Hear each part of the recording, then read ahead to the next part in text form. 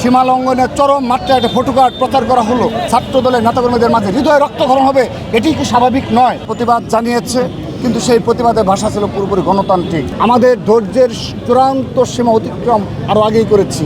ছাত্র শিবিরের প্রতি অনুরোধ জানিয়েছি যে আপনাদের গুপ্ত রাজনীতি কোথাও চলবে না, কিন্তু তারা আমাদের এই বিষয়ে কোনো কর্ণপাত করেনি। মব করবেন, আপনার সংগঠনের পরিচয় মব করবেন, সমস্যা নেই। তারা নাকি ফেসবুকে স্ট্যাটাস দিয়ে বলেছে যে সবাই শাহবাগে ছুটে আসুন। আজকের যে অনাকাঙ্ক্ষিত ঘটনা ঘটেছে, আমি তার জন্যে ব্যক্তিগতভাবে দুঃখ প্রকাশ করছি। সারা দিনব্যাপী সোশ্যাল মিডিয়ায় মাননীয় প্রধানমন্ত্রী তার কন্যাকে নিয়ে যে ধরনের ধারাবাহিকভাবে নোংরা অশ্লীলের চূড়ান্ত মাত্রায় যখন উপনীত হয়েছে, সেই পর্যায়ে দলের এই হাজার হাজার নেতাকর্মীরা তার প্রতিবাদ জানিয়েছে, কিন্তু সেই প্রতিবাদের ভাষা ছিল পুরোপুরি গণতান্ত্রিক। 5 আগস্ট পরবর্তী এই বাংলাদেশে সোশ্যাল মিডিয়ার যে নির্যাতনমূলক এবং ঐক্যবদ্ধ একটি সংঘবদ্ধ গোষ্ঠীর যে প্রপাগান্ডামূলক ছাত্র রাজনীতি, তার সূচনা দেখেছি আমরা 6 আগস্ট থেকে। অহেতুক কোনো কারণ ছাড়া হঠাৎ করে আমরা দেখতে পেলাম 142 জন ছাত্র দলের যে সংগঠনের নেতাকর্মী এই জুলাই আগস্ট গণঅভ্যুত্থানে শহীদ হয়েছে, সেই সংগঠনকে 6 আগস্ট থেকে সোশ্যাল মিডিয়ায় প্রচার শুরু করলো 0% কন্ট্রিবিউশন 100% সেলিব্রেশন।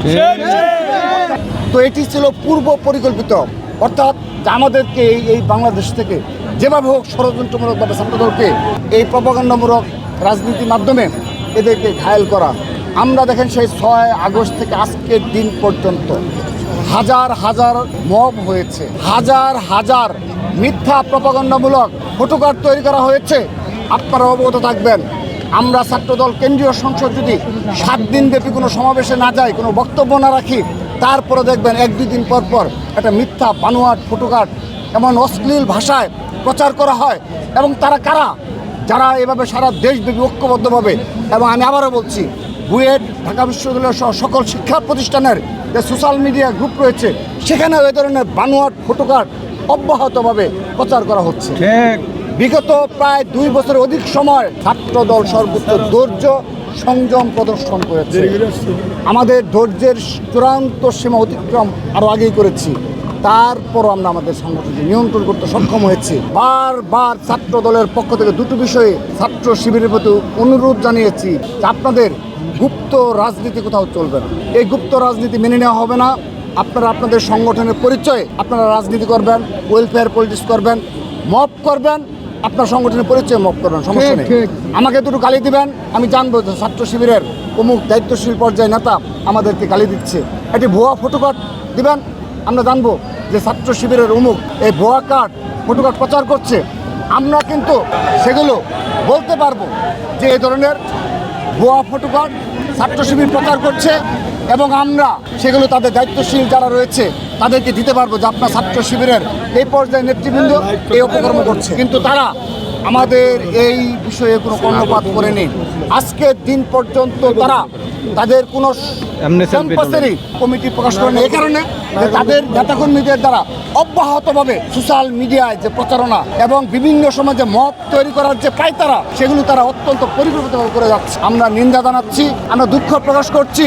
দয়া করে আপনারা এই রাজনীতি থেকে বের হয়ে আসুন। 5 আগস্ট পরবর্তী বাস্তবতায় আপনারা যে ভাষায় আজ এই ধরনের পরিস্থিতি ক্রিয়েট করছেন, এগুলো কখনো কাম্য নয়।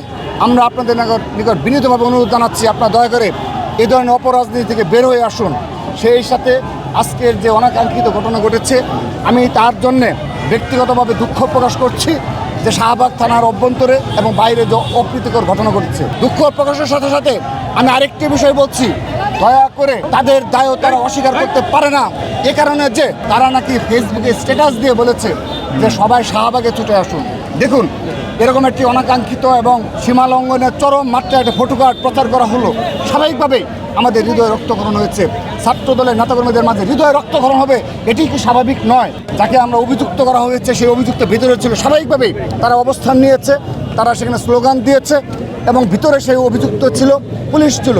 কিন্তু দেখেন, অত্যন্ত পরিতাপের বিষয়, আজ যারা আহত হয়েছে তারা সোশ্যাল মিডিয়ায় স্ট্যাটাস দিয়ে তারা সেখানে গিয়েছে এবং ওই আগের মতোই একটা মব ক্রিয়েট করার জন্য তারা চেষ্টা চালিয়েছে।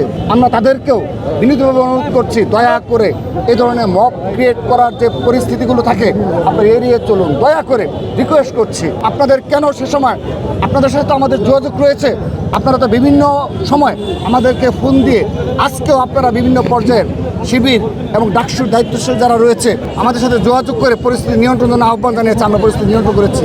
কিন্তু যারা অতি উৎসাহী হয়ে মাত্র 4 থেকে 5 জন গিয়ে এই ধরনের একটা মবের পরিস্থিতি ক্রিয়েট করলো, আমি তাদের প্রতি অনুরোধ জানাচ্ছি, দয়া করে এই ধরনের রাজনীতি থেকে আমরা বের হয়ে আসবো।